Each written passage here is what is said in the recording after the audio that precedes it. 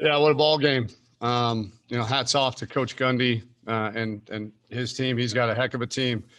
I think I told you guys early in the week that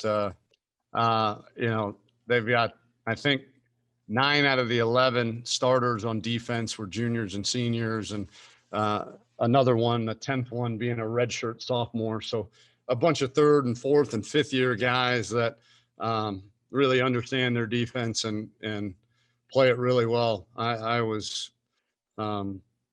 really impressed with the way they played defense, and they threw the ball well. I thought we did a really good job of stopping the run for the most part. But we got to shore up our pass defense. But with that being said, hats off to them. That was a great atmosphere considering everything that's going on in COVID-19 and 2020. I do want to thank our fans. Man, we felt them. They were there, as few of them that were allowed in the stadium. But I was really proud to walk off the field and have them cheer us and have our guys thank them for being there. And then our fans in Austin, in Texas, across the country, across the world, for believing in us and understanding that we're a work in progress. And, we're going to continue to get better. We're going to learn. This was not pretty. But, when you take the ball away 4 times and you don't take the ball or you don't turn it over at all, you give yourself a chance to win. And that's what we did there at the end. And, we've got a short turnaround because, the next 72 hours are going to be very unique because of Tuesday being off. So we think we've got a good plan in place and to get our kids rested, but obviously develop a game plan for a West Virginia team coming off a big win of their own. Injuries of note, Brennan Schooler tried to go during pregame. Again, that hip that he got hit on, I can't remember if it was TCU or Oklahoma, but we've had to drain some blood out of that thigh and hip area on 3 different occasions and just couldn't go. But I think he's on the mend and getting better. And then unfortunately Keontae sprained his ankle early in the game and was in a boot there the rest of the way. And so we'll have our doctors evaluate him when we get home. Questions? We'll go ahead and start with Anwar. Hey, Coach. Two questions. First of all, that gutsy blitz call that you guys did on 4th down. What kind of went into the mindset of doing that? And the second part of my question is, how do you just describe how Joseph Asai, played, not only today but this season? I don't know if have you seen anything like that, previously with guys you've coached? So those are my 2. Yeah, it's funny, the 4th down call. Chris said, "Hey, Herm, I'm going to zero blitz him. You go with that." And I smart aleckly said, I think I said, well, at least we got the lead and it's not 3rd and 17. So it was a hell of a call by him, very well executed by our guys. We brought more than they had to block, which, flushed Spencer Sanders out of the pocket. And, Joseph Osai, I mean, what can you say about the kid? I think I saw 3 sacks, 7 TFL, something like that, and 12 total tackles. I mean, and that's with his arm in a sling and without a Tuesday practice because it was still bothering him that bad. So, he's the undisputed leader on that side of the football.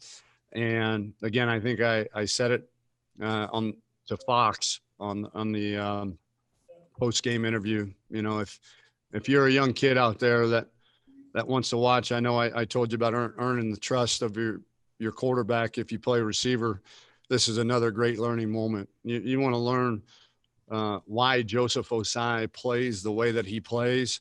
Come watch practice. This is a dude that literally has 2 speeds, off and full, and that's it. And he is full most of the time. And reminds me of another great player that I coached, Ed Oliver. Ed had 2 speeds, off and full.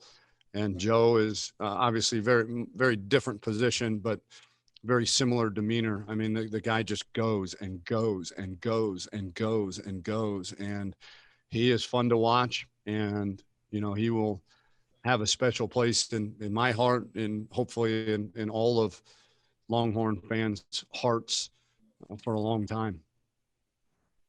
Brian, go ahead. Hey, Tom, you've touched on this before, but like today and the rest of the season, the stars have to be stars. Sam stepped up at the end, Joe steps up at the end, but how much of this is determined on your guys have the ability? They just got to go out and do it. Well, I think yes and no. I think we'd certainly like to have more stars, Brian. Guys that, you named two. And we're developing some as we speak. We think we've got some young guys that can be that. But, again, you saw Josh Moore come up big. Sam Mellinger, I don't know if he's going to talk to you guys tonight or not, but I'm sure he'll tell you that was not even close to, the level of play throughout the game that he wanted to play. But we were struggling getting off of man coverage, and he was struggling putting the ball in a place to where we could at least fight for it or draw a pass interference, and was frustrated. And a lot of guys, I mean, to be honest with you, most guys would have kind of, checked it in for lack of a better phrase. And he didn't, and he never will. And I thought that fourth down play, 4th and 7 to Jake Smith, I thought that was the best play of his career. And I've known him for 4.5 years, feels like 40 and a half. But to know that it was cover zero, to know that we didn't have time on the clock to get into any of our cover zero checks, to know that he was, going to be running for his life back there and finding a way to find Jake Smith in the end zone. He came off the sideline. I told him, I said, that was the best play of your career. And unfortunately, I thought it might be the last time he saw the field, but we had to jog him back out in overtime, and he delivered in overtime as well. Bob, you're up. Tom, this is this program's first win over a top 10 team on the road in 10 years. What can a win like this mean for your program right now, considering the losses to TCU and Oklahoma as you guys try to press forward and get back in the hunt for that Big 12 championship game? I mean, they all count the same, Bob. I'm not trying to be flippant, but it's, again, a lot of resiliency shown by this team, every member of this team, this coaching staff, support staff, our fans. And we feel like we're never out of a game. We haven't been out of a game. We lost one on by 2 points with an opportunity with the ball on the 1 yard line, and we lost a 4 overtime thriller to our arch rivals. And we're a lot different team than we were back then too, a lot different, and we'll be a lot different this weekend because, again, we are a work in progress with no spring ball, no summer. Very unique training camp. We just continue to improve, continue to fix mistakes. There were so many things out there that happened that we have to correct. And, the only way to do that is to continue to go to work and coach these guys on the improvements that they need to make. And, for the most part, they've been very receptive, very eager to learn the intricate details of the new offense, the new defense, and some of the new special teams things that we're doing. And, they understand that it's not going to happen overnight, but as long as we continue this trajectory of improvement, that we're going to have a chance in every ball game that we're in. Cedric, go ahead. Yeah, Tom, it's hard to coach will. Either they have it or they don't. And that's what we saw from Joseph tonight. How tough was it for him to practice through his injury? And number two, how can that galvanize a defense that's had its ups and downs? It was really tough. He practiced zero, and not at all on Tuesday, very limited on Wednesday. On Thursdays, we don't put pads on. So we felt good, letting him run around a little bit without pads on. And, And how can it go? Yeah, again, all you got to do is watch the guy play, watch the guy practice, and it's very easy as a coach, head coach, position coach, whatever it is. A young man comes into your office, knocks on the door. Hey, coach, you got a minute? Yeah, I got a minute. Coach, I'm not playing as much as I want to play in games. How can I do that? And, come here, son. Let me show you how Joseph Osai practices. Go practice like this guy practices. And, it's a very easy example for all of our young guys that have talent to just show them. You want to live in the limelight like Joseph Osai and help us beat top 10 teams on the road with unbelievable performances. Go work like Joseph Osai. It's a pretty simple formula. And I do think that all of that rubs off on the entire defense, much the same way that Sam rubs off on the offense, and those two guys really kind of rub off on the whole team. We got 4 last questions in queue we could run through. Start with John. Coach, this week you were praising Oklahoma State's defensive players, their skilled players. What praiseworthy things did you say to your guys after the game? And keep it kind of tempered because there's a ton of work that they need to improve on. Hey, we found a way, and that's very praiseworthy against a extremely veteran, well-coached team playing at home for the 4th time in 5 weeks. And, but on the flip side, we know, hey, if we get into a game like that again, where it's press man 95% of the game, we got to perform better. And that's everywhere. That's the offensive line. That's the tight ends, the tailbacks, the quarterback, certainly. I think, there's when things go not the way you want them to go, it's easy to point fingers. A quarterback gets sacked. Well, the O-line screwed up. Not necessarily. We had a couple sacks that were on the tight end and tailback, and a couple receivers that were getting jammed up and not in the right place at the right time. So, there's a lot of things that go, and sacks are a number of things. Well, that pass was incomplete, and it was 5 yards over the receiver's head. Boy, what a bad pass by Sam. Well, maybe not necessarily. There's a lot of things that go into plays that don't work out in your favor. But the biggest thing is we found a way. They came up big at the end. Jake Smith, 2 4th down plays. Josh Moore, touchdown in overtime. And again, I thought, when we tried to run the football, not at the end. I mean, you're trying to run the football against cover 0, really just to take time off the clock. And, they've got a +2 advantage in the box on you, and you're trying to find seams and creases there. But outside of that, I thought when we, tried to run, we made some strides in our run game for sure. Chip, go ahead.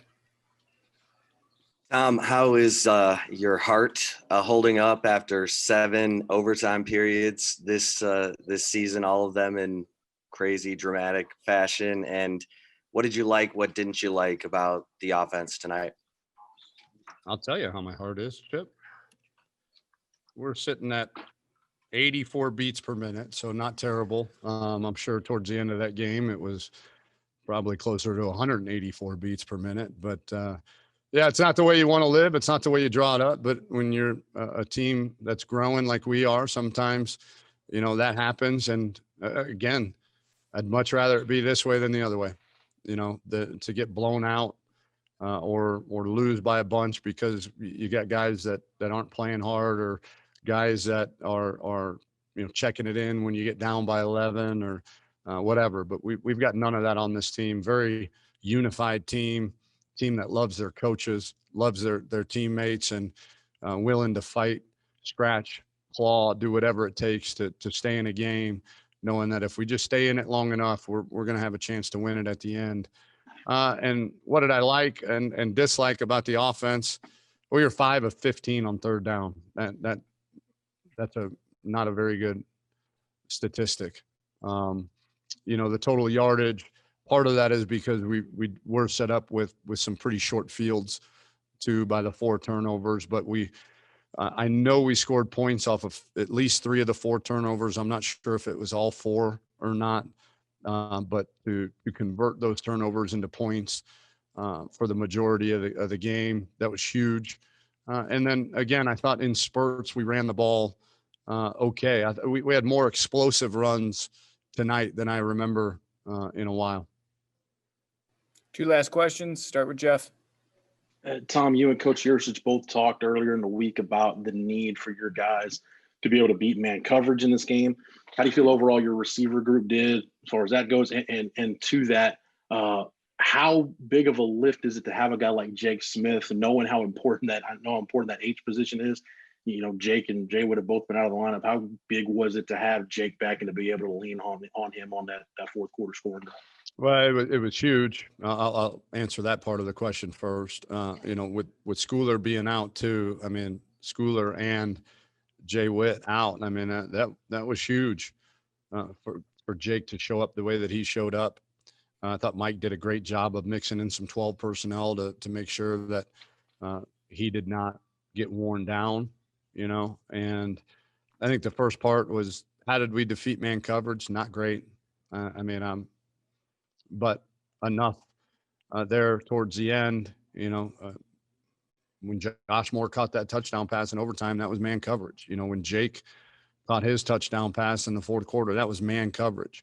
When we needed some big plays, we drew a couple critical pass interference calls. Brandon Eagles scored a big time play early in the game on against man coverage. So we had our spots, but again, that's a pretty inexperienced group that they're still growing as well, and I'm sure they'll be better because of today's game. Last one, Danny, go ahead. Tom, we had talked this week about Josh and kind of how he had earned the trust of Sam and what he'd done to earn the trust of his quarterback. What does it say about him that, after not getting targeted during regulation, he has the overtime that he had?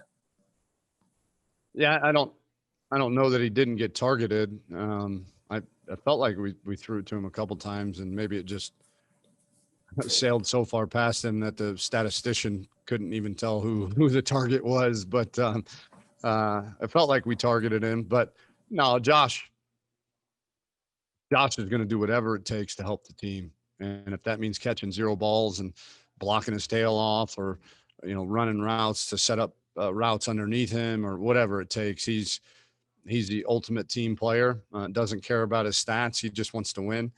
And, we're lucky to have him.